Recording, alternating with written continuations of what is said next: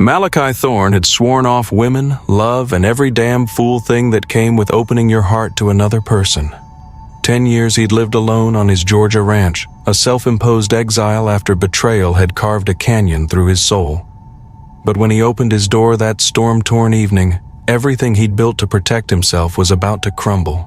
The thunder cracked like gunfire across the valley as Malachi stepped onto his porch, drawn by what sounded like sobbing, a desperate cry lost in the howling wind. There, crumpled against his wooden steps like a broken doll, was a woman in a wedding dress so soaked it clung to her like a second skin. White silk turned gray by mud and rain, torn lace trailing behind her like the remnants of shattered dreams. He stood frozen, coffee mug still warm in his weathered hands, watching the stranger who'd appeared from nowhere on the worst night in weeks. She wasn't moving. For a heartbeat, he thought she might be dead, another casualty the world had dumped on his doorstep to test what little humanity he had left. 10 years. 10 years he'd lived without a soul setting foot on his land. And now this, a bride of all things. The universe had a twisted sense of humor. Malachi set down his mug and knelt beside her, rainwater immediately soaking through his worn jeans. Up close, he could see she was breathing, shallow, labored breaths that fogged in the cold air. Her dark hair was plastered to her face, but he could make out delicate features marred by exhaustion and something that looked like fear. Even in unconsciousness, he'd seen that look before on his own face in the mirror, the morning he'd found his wife in another man's arms. He knew that haunted, desperate terror. "Ma'am." His voice came out rougher than intended, rusty from disuse. No response. She was out cold, and the storm was getting worse. Lightning illuminated the mountains in the distance, showing walls of rain moving toward them like an approaching army. Malachi glanced back at his cabin, warm, dry, safe, everything he'd built to keep the world out. The flickering lamplight beckoned, a promise of the solitude he craved. Then he looked down at this mysterious woman who'd somehow found her way to the one place that was supposed to remain hidden from heartbreak and complications. He could leave her there, walk back inside, finish his coffee, pretend he'd never seen her. By morning, she'd either be gone or dead, and either way, his peace would remain intact. But as another bolt of lightning split the sky, he saw something that made his stomach clench. On her left wrist, barely visible beneath the mud and torn lace, were bruises, dark finger-shaped marks that told a story he knew all too well from his time as sheriff. Back when he still believed in protecting people, someone had hurt her, and she'd run so far, so desperately that she'd ended up here at the edge of nowhere in a wedding dress that now looked more like a burial shroud. Malachi cursed under his breath and scooped her up, surprised by how light she felt despite being soaked through. As he carried her toward his door, her head rolled against his shoulder, and he caught a glimpse of her face in the porch light. She was beautiful, a fragile, haunting beauty that stirred something long dormant within him. The kind of beautiful that had once made him believe in forever, and that terrified him more than any storm ever could. He kicked open his door and stepped inside, water dripping from both of them onto the wooden floor he'd carefully maintained in solitude. As he laid her on his couch, the same couch where he'd spent countless nights convincing himself he was better off alone, she stirred slightly. Her eyes fluttered open for just a moment, green eyes wide with confusion and something that might have been relief. She tried to speak, lips moving soundlessly before consciousness slipped away from her again. But in that brief moment, Malachi saw something that made his chest tighten with a feeling he'd spent a decade trying to forget. Hope.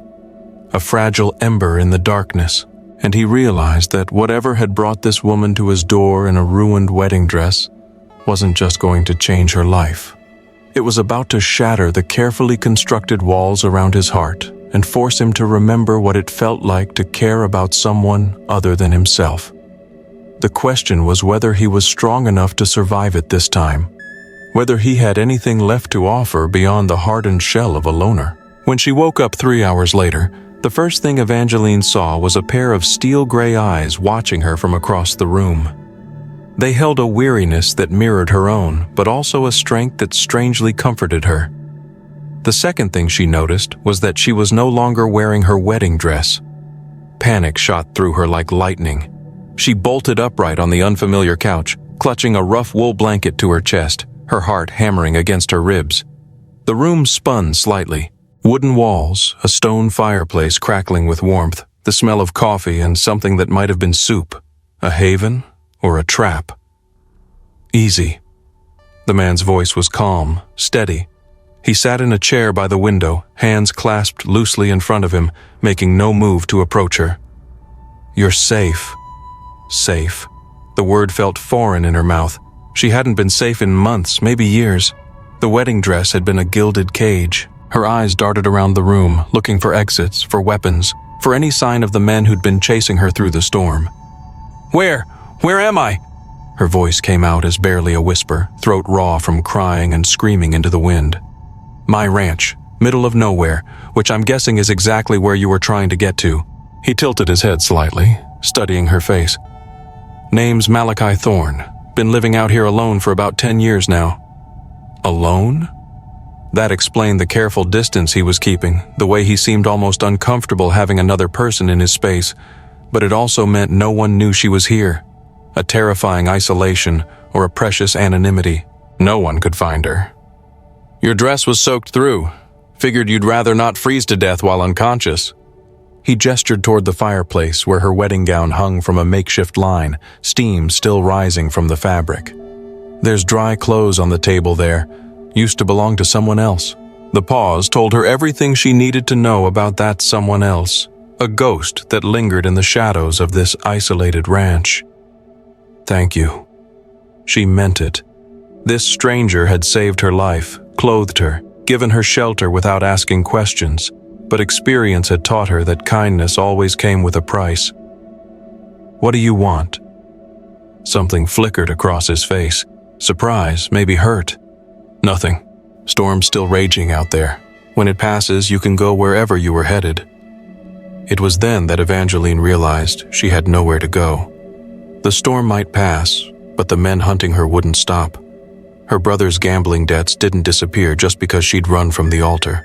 Clayton Voss didn't forgive, and he certainly didn't forget when someone made a fool of him in front of half the territory. I can't leave. The words tumbled out before she could stop them. They'll find me. They'll drag me back. And this time she touched her wrist unconsciously, feeling the bruises Clayton had given her when she tried to refuse the marriage. Malachi's expression darkened. A flicker of recognition, of understanding the unspoken threat. Who's looking for you? People you don't want to cross. Trust me. She pulled the blanket tighter around herself. I should go. I don't want to bring trouble to your door. Trouble's already at my door. Question is whether I'm going to let it freeze to death on my porch or do something about it. He stood up, moving to the window to peer out at the storm. Lightning illuminated his profile, strong jaw, weathered skin, the kind of face that had seen too much and learned to expect nothing good from the world. A face etched with regret, but also with an undeniable resolve. Besides, he said without turning around, I haven't had a good reason to use my rifle in years. Might be nice to remember what it feels like to fight for something worth protecting. The way he said it made Evangeline's chest tighten with something she hadn't felt in so long. She'd almost forgotten what to call it. Hope, perhaps, or maybe just the primal instinct to survive. But even as hope began to bloom in her heart, the sound of horses' hooves thundered in the distance, barely audible over the storm, but getting closer. They'd found her. The hounds were on her trail. Malachi heard them too. His body went rigid at the window, every muscle coiled like a spring ready to snap. After 10 years of silence, he could recognize the difference between thunder and trouble, and that rhythmic pounding cutting through the storm was definitely the latter. How many? His voice had changed, taking on an edge that hadn't been there moments before, a steely calm that promised danger. Evangeline closed her eyes, listening to the approaching hoofbeats with the practiced ear of someone who'd been running for her life. 4, maybe 5 riders. Clayton doesn't travel light when he's hunting. Clayton. The name came out like a curse, a brand seared into her soul. Clayton Voss, her blood turned to ice. You know him? Malachi turned from the window, and the look on his face made her stomach drop. Every lawman from here to San Francisco knows Clayton Voss. Question is, What does a man who owns half the silver mines in Nevada want with a woman in a wedding dress? I was supposed to marry him today. The words tasted like ash in her mouth, a bitter reminder of the life she almost had, the life she had escaped.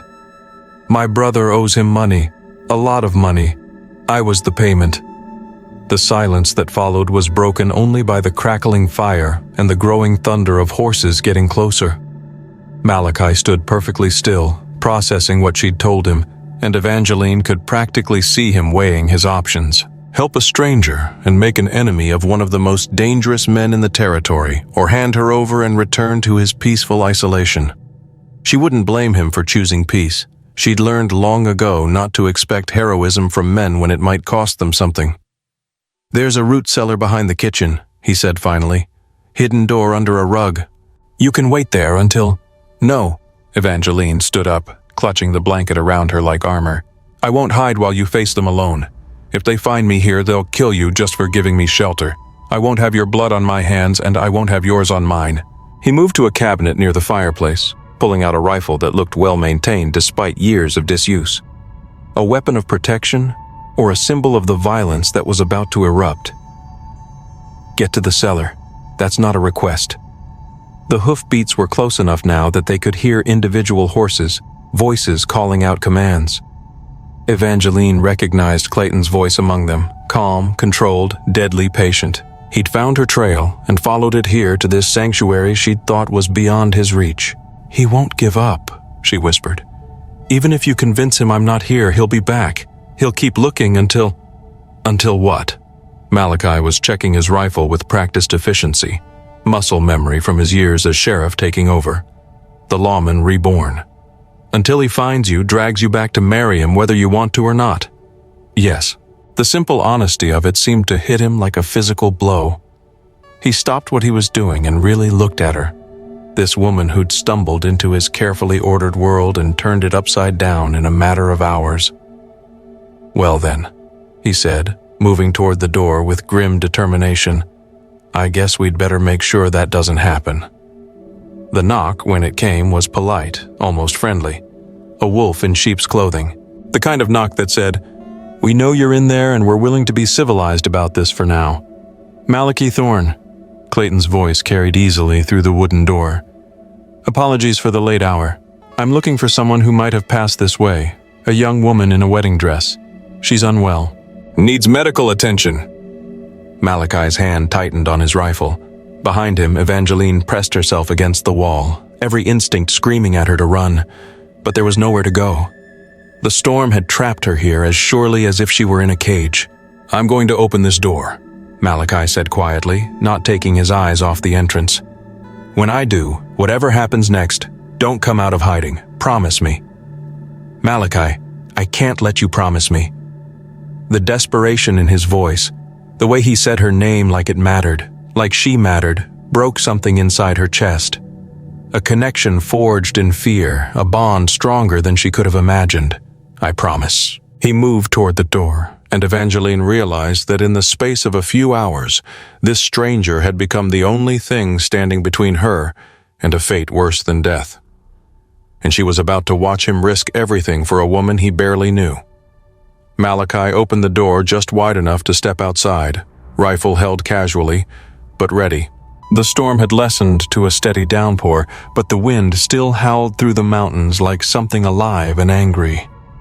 Clayton Voss sat on his horse like he owned the world, which in many ways he did. Tall, well-dressed, even in the rain, with the kind of smile that never reached his eyes. A predator assessing its prey. Behind him, 4 men waited in their saddles, hands resting near their weapons with the patience of professional killers. "Mr. Thorne." Clayton dodged the brim of his hat in mock courtesy. "Beautiful evening for a ride, wouldn't you say?" "Little wet for my taste." Malachi kept his voice level, neutral. "What can I do for you, Voss?" "As I mentioned, I'm looking for my bride. Evangeline ran away from our wedding today. Understandable, really. Nerves, cold feet, the usual feminine hysteria. But she's been out in this storm for hours now, and I'm concerned for her health." The way he said bride made Malachi's skin crawl, like she was property that had wandered off and needed to be collected. Haven't seen any women around here. Haven't seen anybody around here for that matter. Clayton's smile widened. Of course not. But you won't mind if my men take a look around. For her safety, you understand. It wasn't a request. One of the riders, a scarred man with dead eyes, was already dismounting. Malachi recognized the type, the kind of man who enjoyed hurting things weaker than himself. Boss says check the house, so I'm checking the house. No, Malachi said quietly. You're not. The world seemed to pause. Even the storm held its breath as 5 dangerous men realized that the hermit they'd expected to intimidate wasn't going to back down. Clayton's pleasant expression never changed, but something shifted behind his eyes, something cold and calculating that made it clear why he'd become one of the most feared men in the territory.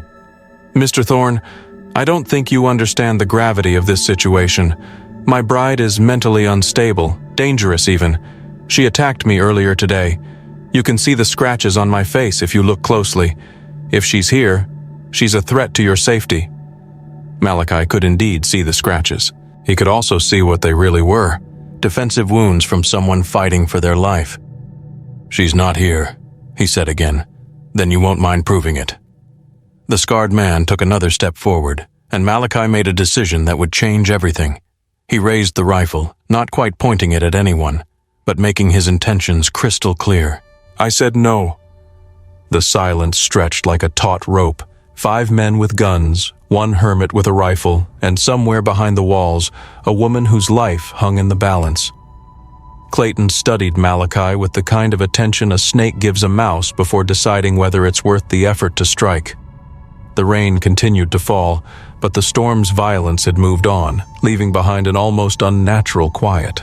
You know, Clayton said conversationally, settling back in his saddle, I've heard stories about you, Malachi Thorne. Used to be sheriff down in Copper Creek, didn't you? Before you decided to play hermit up here in the mountains. Malachi's grip tightened on his rifle. His past wasn't something he discussed, especially not with men like Clayton Voss. Heard you were quite the lawman, fair, honest, the kind of man who believed in justice. Clayton's smile turned sharp. Also heard about why you left, something about a wife who preferred the company of other men. The words hit like a physical blow, a deliberate strike aimed at his deepest wounds. Malachi felt 10 years of carefully buried pain surge to the surface, threatening to consume the iron control he'd built around his emotions. Behind him, through the thin cabin walls, he could feel Evangeline listening, and that awareness kept him anchored. He wouldn't let Clayton use his pain against him. Ancient history, he said. Irrelevant, Clayton persisted. Is it? Because from where I sit, it looks like you're making the same mistake again, risking everything for a woman who will eventually show you her true nature. Clayton leaned forward in his saddle. Evangeline is beautiful, I'll give you that. But she's also a liar, a thief, and thoroughly unstable. The scratches on my face? That was her reaction to a gentle conversation about our future together. Malachi had seen enough victims in his time as sheriff to recognize the truth. The scratches on Clayton's face weren't from someone who was unstable. They were from someone fighting for their life. Like I said, she's not here. Clayton sighed, the sound of a patient man reaching the end of his tolerance. James. The scarred man stepped forward eagerly, hand moving to his gun. But before he could draw, Malachi did something unexpected. He laughed. It was a harsh sound, rusty from disuse, but it cut through the tension like a blade. All 5 men went still, suddenly uncertain. You want to know what's funny?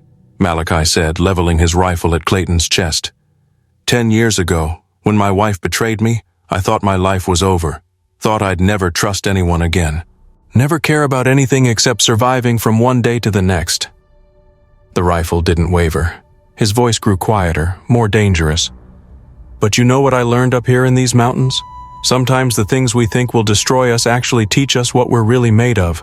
And right now, looking at you and your hired killers threatening an innocent woman, I'm remembering exactly why I became a lawman in the first place.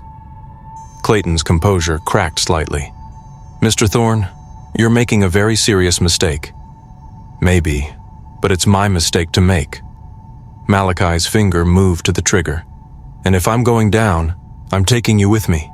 The standoff could have lasted seconds or hours, an eternity suspended in the downpour. In the end, it was broken by the sound of a horse approaching from the direction of town. A single rider moving fast despite the muddy conditions.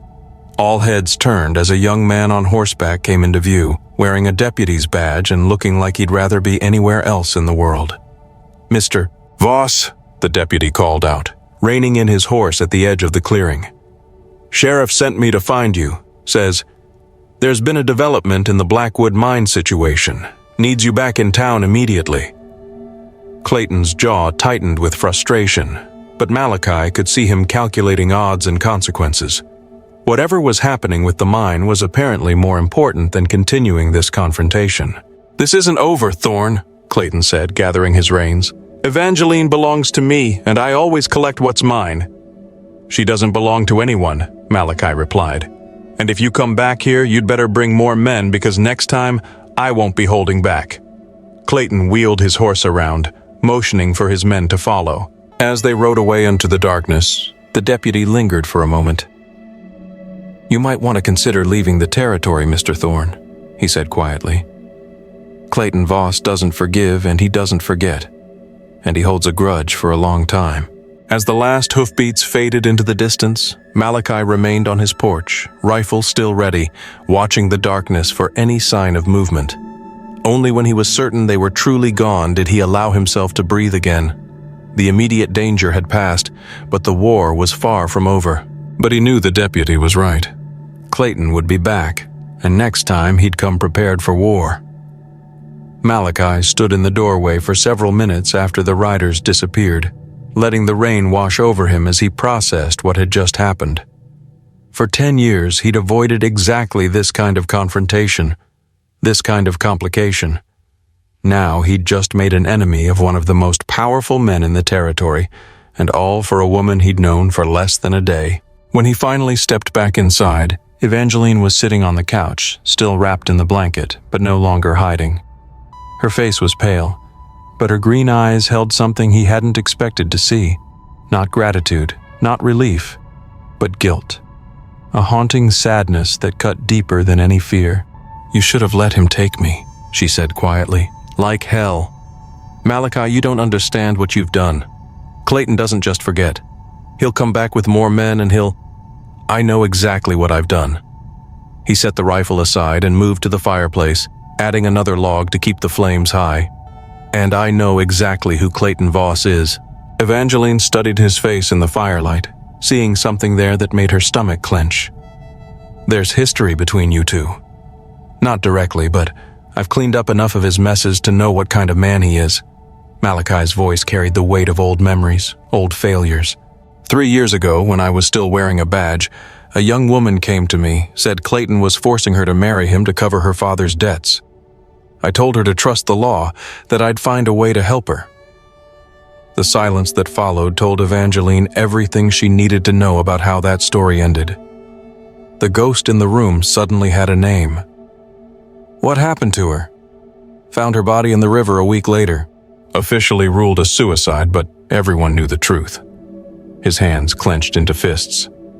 "I had the evidence to prove Clayton was involved, but somehow it all disappeared from the sheriff's office along with the witness testimonies, and the sheriff got himself a nice new house and suddenly decided he didn't want to pursue the case any further."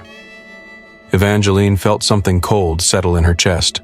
She'd known Clayton was dangerous, had seen glimpses of the violence he was capable of, but hearing it confirmed made her realize just how close she'd come to disappearing forever.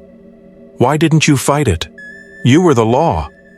Malachi turned to look at her, and she saw something in his eyes that broke her heart, the look of a man who'd lost faith in everything he'd once believed in.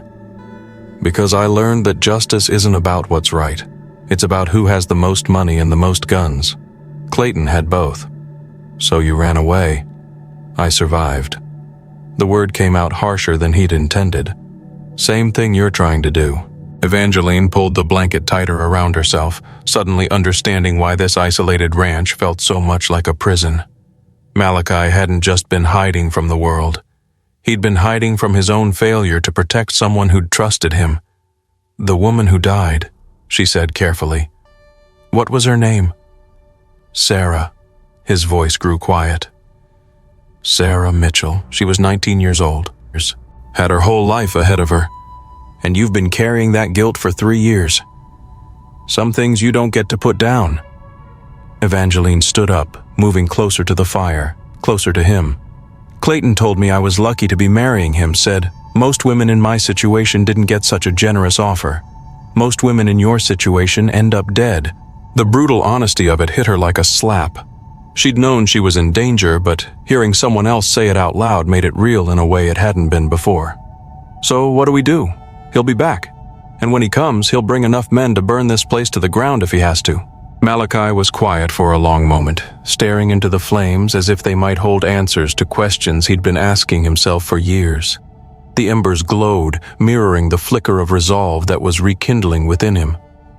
We have maybe 12 hours before he sorts out whatever crisis pulled him away, he said finally. After that, we stand our ground and fight. His voice resonated with a newfound conviction. Evangeline was struck by the determination in his eyes, a stark contrast to the weary resignation she'd seen earlier. No more running, she breathed. I'm done running. The way he said it made Evangeline's heart race with something that might have been hope or might have been terror. But before she could ask what he meant, they heard something that made both of them freeze.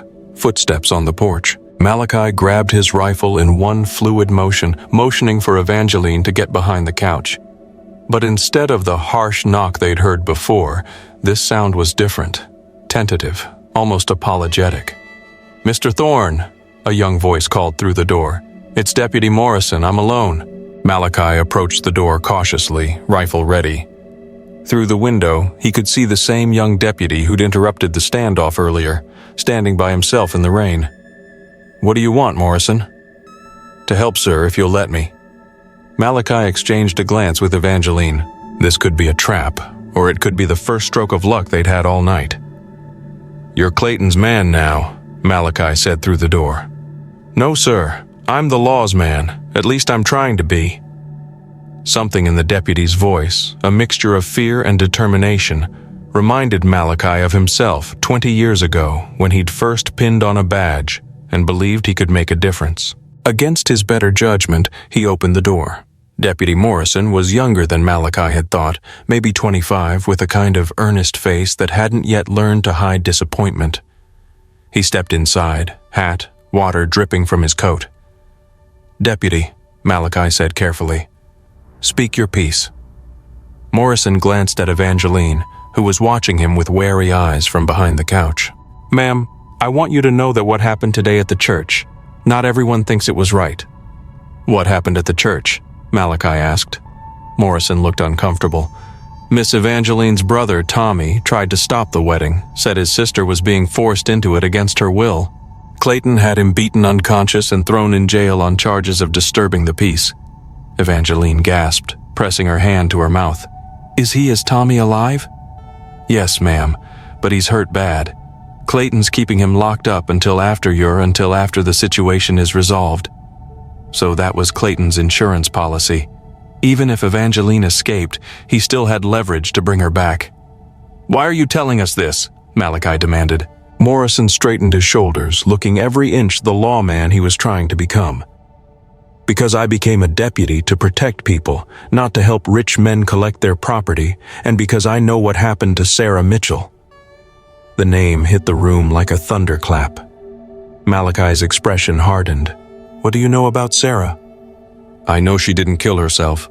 I know Clayton had her murdered when she refused to marry him. Morrison's voice shook slightly. And I know Sheriff Bradley destroyed the evidence to protect him. You can't prove any of that. Maybe not in court, but I was there when they pulled her body from the river. I saw the marks on her throat, the bruises on her wrists. That wasn't suicide, Mr. Thorne. That was murder.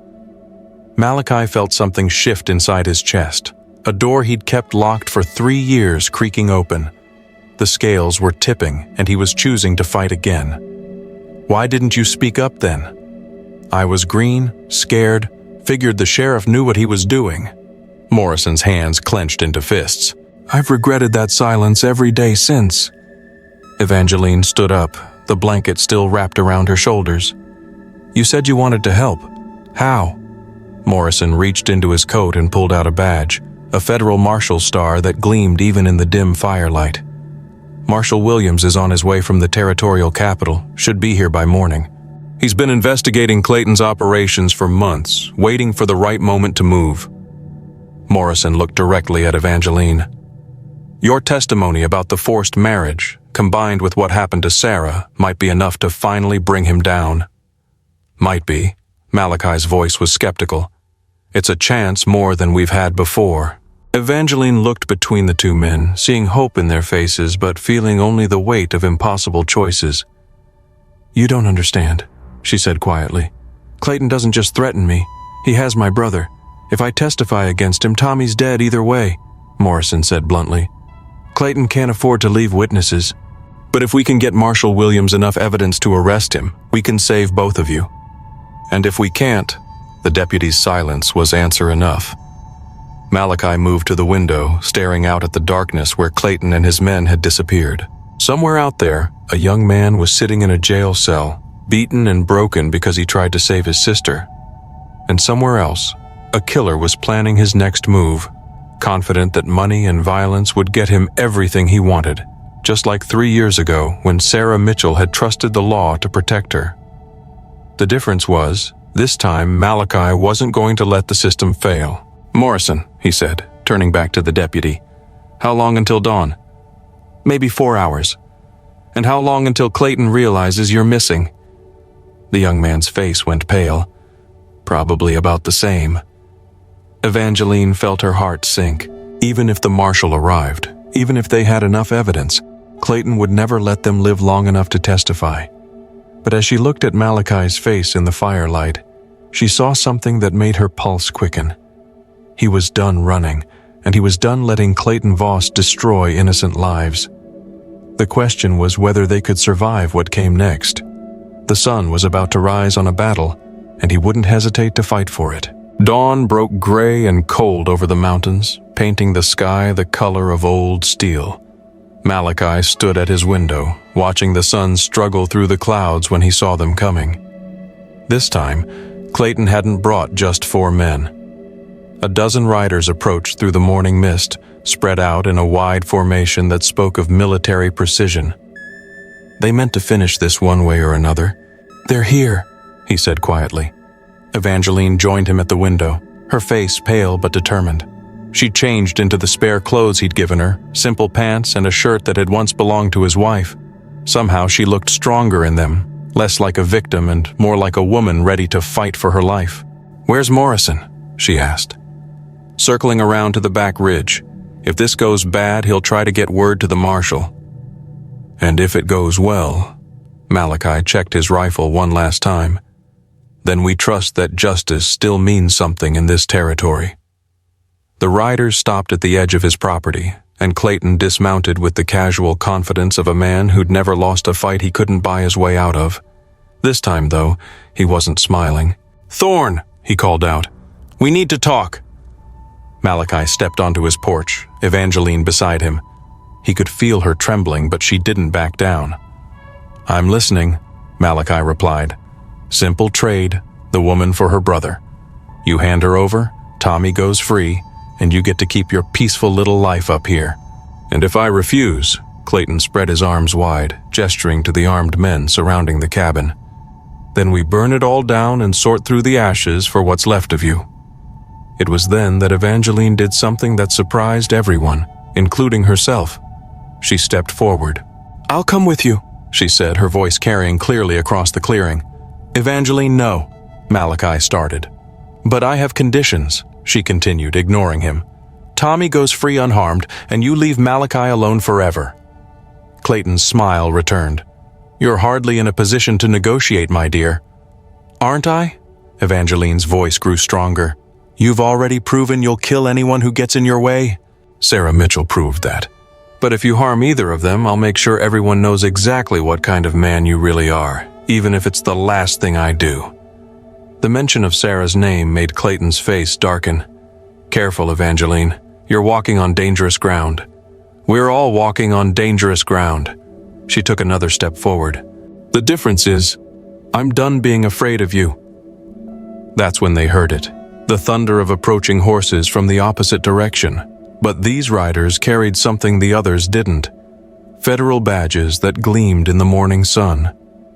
Marshal Williams arrived with 6 men, all armed, and all wearing the grim expressions of lawmen who'd seen too much corruption go unpunished.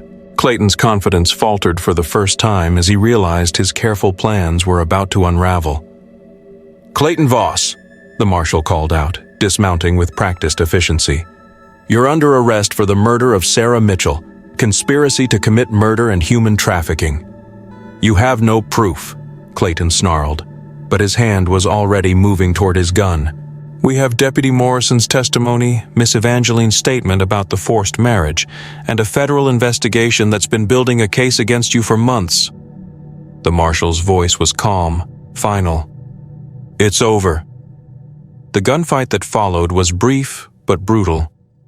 Clayton drew first, but Morrison's shot from the ridge was faster. When the smoke cleared, Clayton Voss lay dead in the mud, his reign of terror finally extinguished.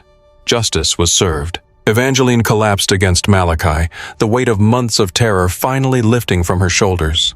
Tommy was freed that same day, beaten but alive, his spirit unbroken. The marshal's investigation led to the arrest of Sheriff Bradley and the exposure of a corruption network that had protected Clayton for years. As for Malachi and Evangeline, they discovered that sometimes the most broken people are exactly what each other needs to heal. The rancher who'd lived alone for 10 years found that sharing his life with someone who understood loss and survival made it worth living again. 6 months later, they were married in the same church where Evangeline had once fled from a different altar. This time, she walked down the aisle willingly toward a man who'd proven that love wasn't about possession, but about protection, about choosing to fight for someone. So, in the end, Malachi and Evangeline found that even after the deepest betrayals and the most harrowing escapes, love and hope can bloom in the most unexpected places. It's a story about how choosing to fight for what's right and for each other can shatter even the most carefully built walls around our hearts. It reminds us that sometimes the people who walk into our lives during the storm are the very ones who help us find the sunshine again. What did you think of Malachi and Evangeline's journey? Did this story resonate with you? We'd love to hear your thoughts. Leave a comment below, share your own experiences with second chances, or ask any questions you might have. And if you enjoyed this story and want to hear more tales of redemption, courage, and love, be sure to subscribe. That way you won't miss out on any of our future content. We've got plenty more inspiring stories coming your way. Thanks for watching.